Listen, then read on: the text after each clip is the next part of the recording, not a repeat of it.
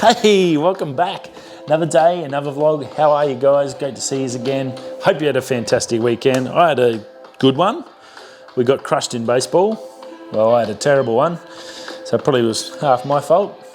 Or at least a partial part of it. No good at all. Lost by 2 runs, and I think every run we only gave them probably 2 earned runs. So yeah, it was a pretty bad day for us in the baseball field. Saturday was good. I got out and I got to go and take some photos. I got an early sunrise out at Trigg Beach. It was a lovely rocky outcrop, had the nice clouds, overcast, all conditions looking good. Not many waves, not much wind. Just the colours never come through. The clouds sort of blocked the sunrise as it just come up, and it just couldn't get through to give us, you could see them, the oranges. And then they sort of went, and I got a few with some pinks and stuff in there. I've got to go check it. I've got to check out the photos.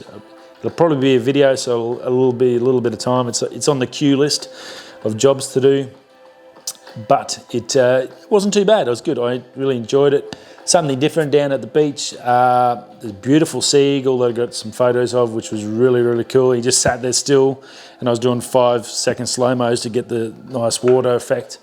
And he didn't move an inch, so I'm really looking forward to checking out the photos once I get a chance and sussing that out. But yeah, it all went well. Other than that, it was really good. Yeah, very cool. So yeah, and then Sunday, baseball, I was said no good. So that puts us out of the finals. So we've got 3 games left, and then that last game will be my last game ever of baseball, I think. Oh, I'm pretty sure that'll be it. I'll be retiring there'll be no more seasons or anything. I'll probably help Jack once he gets older and plays and stuff, and go down and do all that sort of stuff. But yeah, that'll be it for me. 40 years of baseball since I was 5. That's enough. I've got to do everything I wanted to do. I got to travel the world. I went to Europe 3 times, Japan once, won a premiership as a coach and a player, and got to live and play in Adelaide, and got to play Div 1s and pitch a few games and have fun and make a hell of a lot of friends throughout Australia and even in Europe. So very, very stoked about my career. So I couldn't be happier. Very hard to get upset. So it's been a good run, and I've got a new love now, photography. So I'm enjoying that in my channel.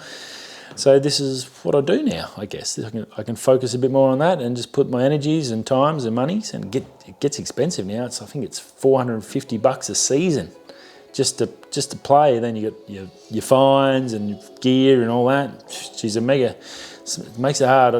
And being a parent, it's getting scary, because once Jack gets old enough, like I used to play 3 or 4 sports when I was a kid. I mean, yeah, I don't know how parents afford to play that.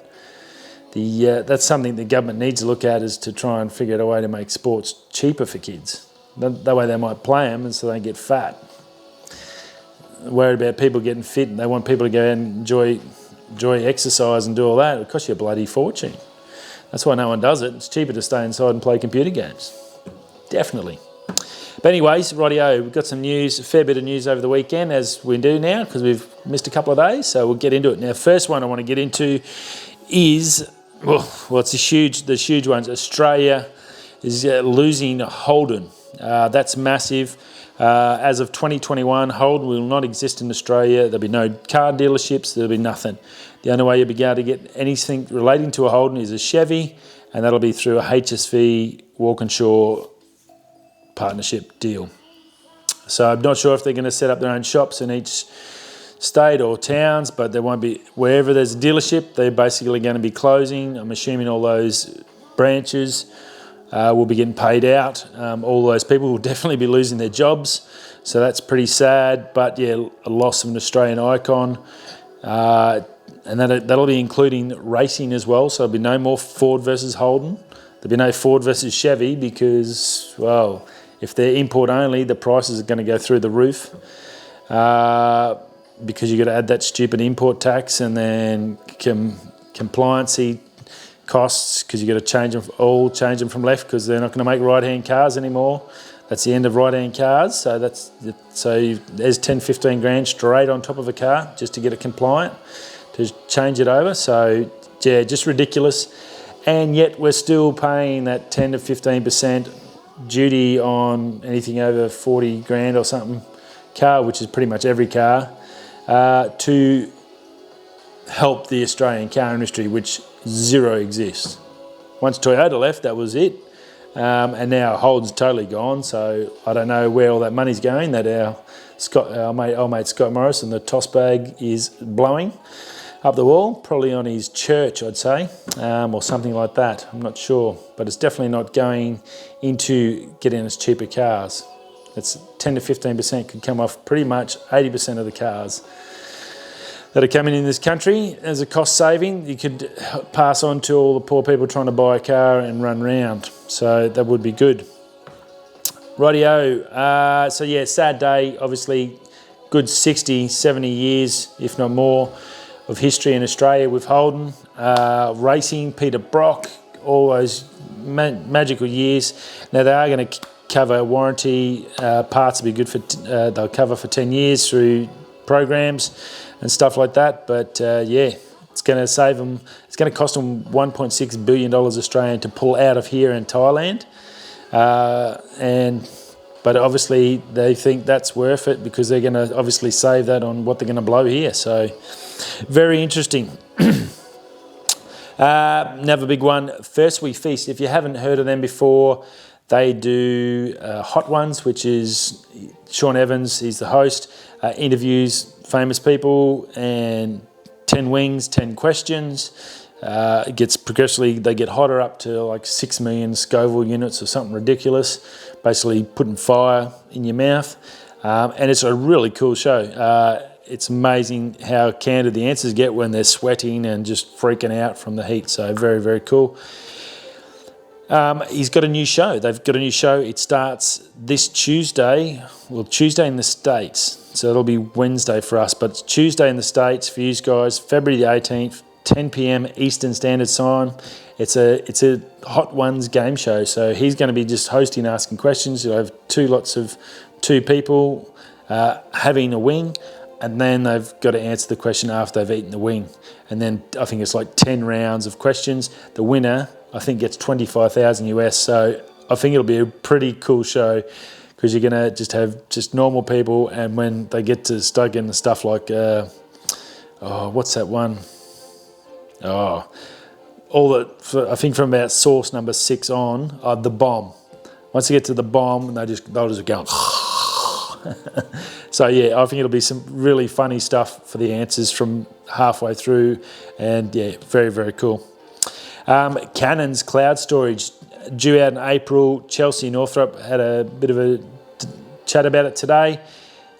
She's pretty keen on it. I guess I have some queries or questions on it. My concerns are they've only got a 10 gigabyte storage limit, which is just crazy. I've got a 64 gig card in here and I regularly pull in 5 to 6 gig just for one video. My daily show's like 3 or 4 gig. So if I have 3 or 4 backed up on there, well then that's the end of my limit. And the other query is Wi-Fi.